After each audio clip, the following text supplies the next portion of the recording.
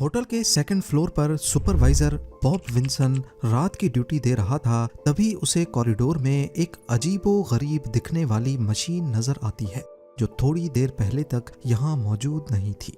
Hotel का ये floor जो एम्प्लॉइज के लिए डेडिकेटेड था, रात के इस वक्त यहाँ पर इस अजीब मशीन को देखकर सुपरवाइजर को कुछ गड़बड़ महसूस होने लगी।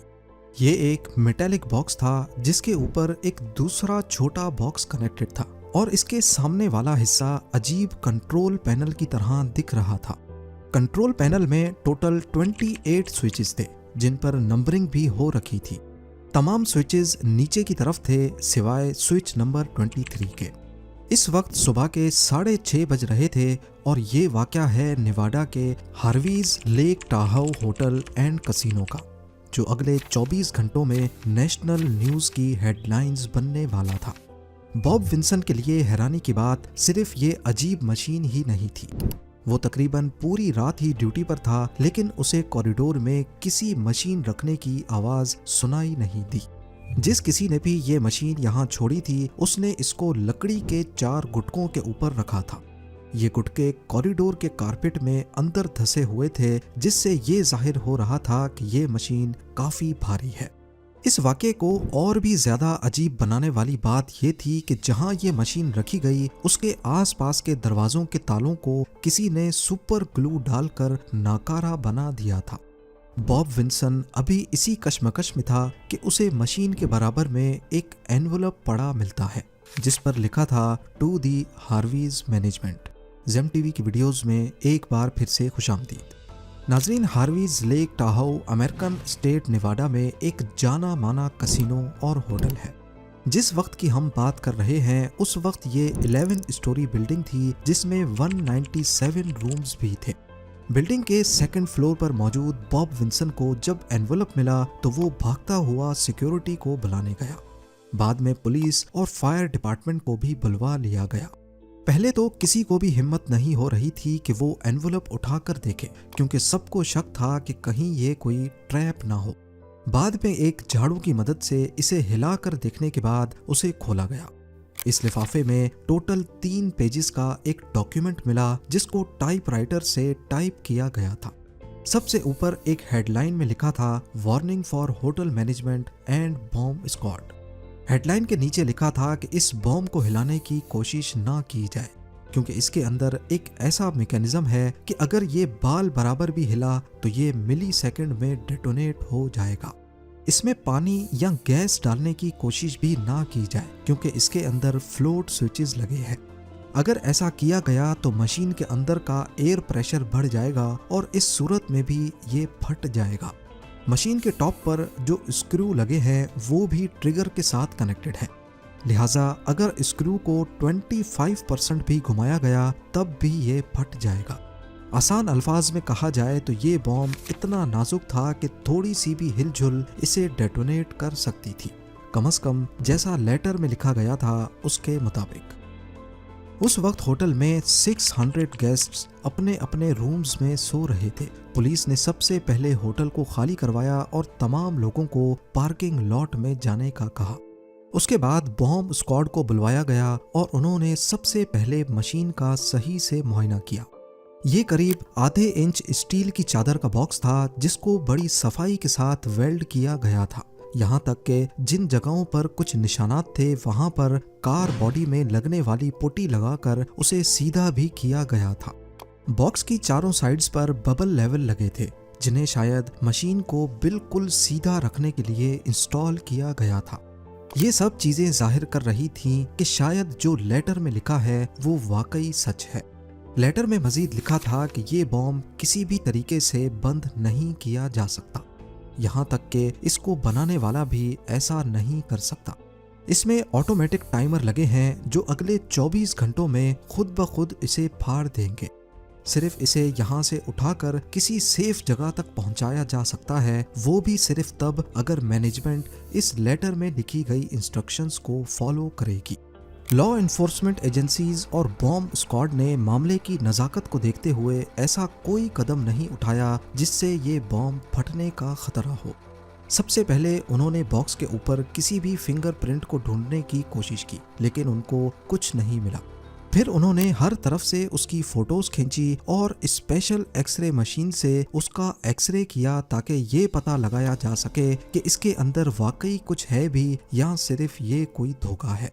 जब तक एक्सरे डेवलप होता, उन्होंने एक स्टेथोस्कोप को बॉक्स की बॉडी पर लगाया और गौर से कुछ सुनने लगे।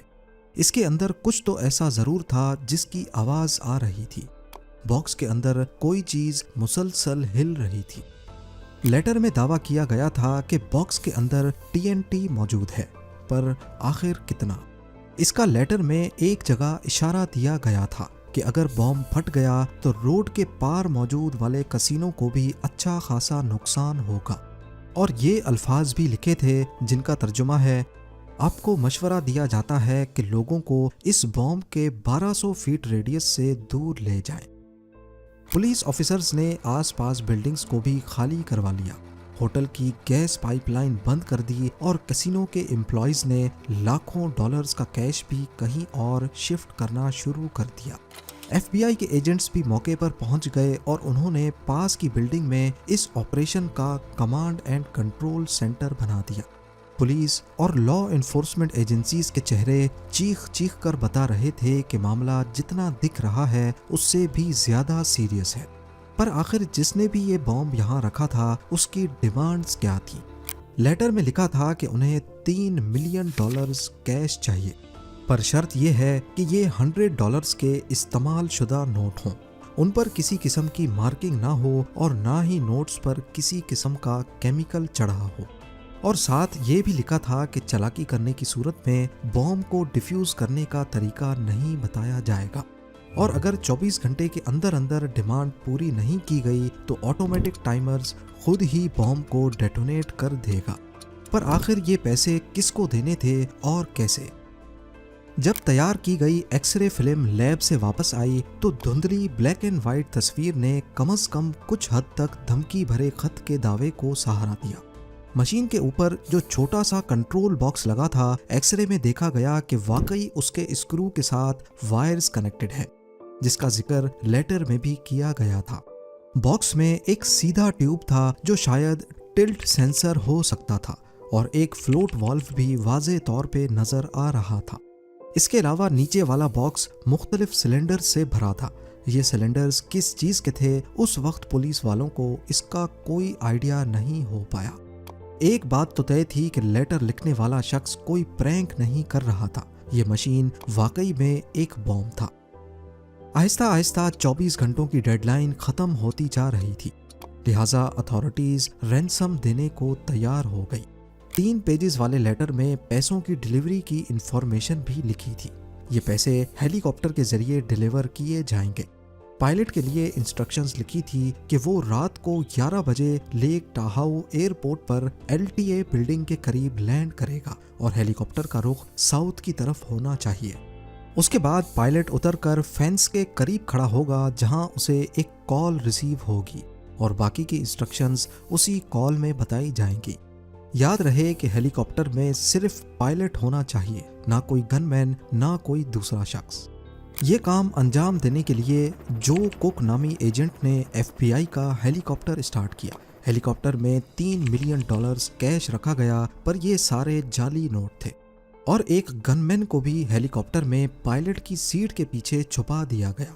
गनमैन को इंस्ट्रक्शंस दी गई थी कि चाहे कुछ भी हो जाए उसको FBI एजेंट जो की हिफाजत करनी है। रात को ठीक 11 बजे FBI के एजेंट ने बताई हुई जगह पर लैंड किया और उतरकर फेंस के पास खड़ा हो गया। थोड़ी ही देर में फेंस के पास लगे फोन बूथ की घंटी बजती है। एजेंट ने फोन उठाया तो दूसरी तरफ से एक शख्स बोला कि फोन बूथ की टेबल के नीचे एक लेटर है, वो उठाकर पढ़ लो। अगली तरफ जो भी था काफी चालाक था। वो पब्लिक फोन पर 5 सेकंड से ज्यादा भी फोन पर नहीं रहना चाहता था, क्योंकि कॉल जितनी लंबी होगी उसके ट्रेस होने के चांसेस बढ़ जाते हैं। ये नया लेटर पायलट के नाम लिखा गया था। इसमें लिखा था कि सबसे पहले हेलीकॉप्टर की तरफ जाओ और अंदर एक फ्लैश लाइट जलाकर हेलीकॉप्टर का कोना कोना दिखाओ। भूलना मत कि हम तुम्हें देख रहे हैं। उसके बाद टेक ऑफ करके हाईवे 50 की तरफ जाओ। ठीक 15 मिनट के बाद तुम्हारे राइट हैंड साइड पर जंगल में तुम्हें एक स्ट्रोब लाइट नजर आएगी। स्ट्रोब लाइट के पास साउथ की तरफ फेस करके लैंड करना, वहां तुम्हें दरख्त पर लटका हुआ एक दूसरा लेटर मिलेगा। पायलट ने ठीक वैसा ही किया। बड़ी चालाकी से हेलीकॉप्टर का कॉकपिट रोशन करके ऐसे दिखाया कि गनमैन नजर ना आ सके और टेक ऑफ करके ठीक उसी पॉइंट पे पहुंचा जहां उसको स्ट्रोब लाइट नजर आनी थी। लोकेशन पर पहुंचने के बाद पायलट को दूर दूर तक कोई स्ट्रोब लाइट नजर नहीं आती। अगले 1 घंटे तक वो वहीं गोल चक्कर काटता रहा, लेकिन अंधेरी रात में जंगलात के बीच कोई हिलचुल नहीं थी। लिहाजा वो वापस एयरपोर्ट पर आकर लैंड कर गया।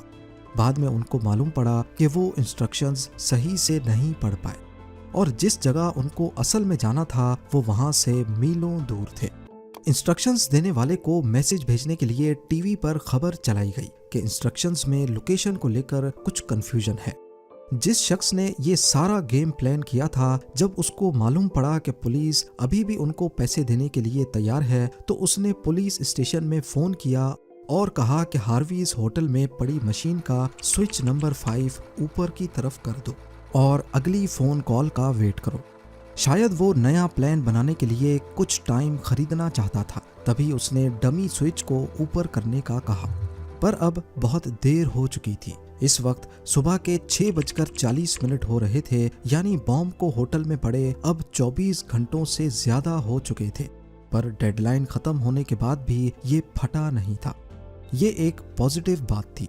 उधर कमांड एंड कंट्रोल सेंटर में मौजूद FBI, पुलिस, बॉम्ब स्क्वाड और फायर डिपार्टमेंट की टीम्स का अंदाजा था कि इस बॉक्स में ज्यादा से ज्यादा 1000 पाउंड्स का TNT हो सकता है। वो सारी कैलकुलेशंस करके बैठे थे कि अगर इसको यहीं होटल में फाड़ा जाए तो बिल्डिंग के पिलर्स को नुकसान नहीं होगा, ज्यादा से ज्यादा फ्लोर के इंटीरियर को नुकसान होगा। लिहाजा उन्होंने बॉम्ब के बराबर में एक छोटा बॉम्ब कंट्रोल बॉक्स के साथ फिट किया। प्लान ये था कि ये प्लास्टिक बॉम्ब फटते ही कंट्रोल बॉक्स को नाकारा बना देगा और ऐसे शायद TNT डेटोनेट ना हो सके। सारी तैयारी मुकम्मल हो चुकी थी। आसपास की बिल्डिंग्स को खाली करवाया गया और बॉम्ब को फाड़ने की तैयारी की गई। इस वक्त 27 अगस्त दोपहर के 3:45 हो रहे थे। पूरा हजूम 1 किलोमीटर दूर खड़ा ये मंजर देख रहा था और न्यूज़ आउटलेट्स इस मंजर को रिकॉर्ड कर रहे थे। इतने में फायर इन द होल की आवाज़ आई और रिमोट कंट्रोल का बटन दबा दिया गया। कॉरिडोर में पड़ी मशीन झटके की वजह से डेटोनेट हुई और बॉम्ब ब्लास्ट हो गया। पर जैसा लेटर में लिखा गया था, इसके अंदर TNT नहीं था, बल्कि बाद में चेक करने पर मालूम पड़ा कि इसमें डायनामाइट था, जिसका धमाका TNT के मुकाबले में काफी कम होता है। पर आखिर ये बॉम्ब रखने वाला शख्स था कौन? इन्वेस्टिगेशन में मालूम पड़ा कि हार्वी होटल एंड कसिनो में बॉम्ब प्लांट करने वाला शख्स 58 इयर्स का जॉन बिर्गीस था और उसके दोनों बेटे उसकी इस काम में मदद कर रहे थे। वो इसी कसिनो में अपनी जिंदगी भर की जमा पूंजी गंवा चुका था और तभी उसने होटल के मालिक से पैसे निकलवाने के लिए ये सारा प्लान बड़ी चालाकी से बनाया। बाद में मालूम पड़ा कि जॉन बिर्गीस का प्लान कैश समेत हेलीकॉप्टर को ही चुराना था।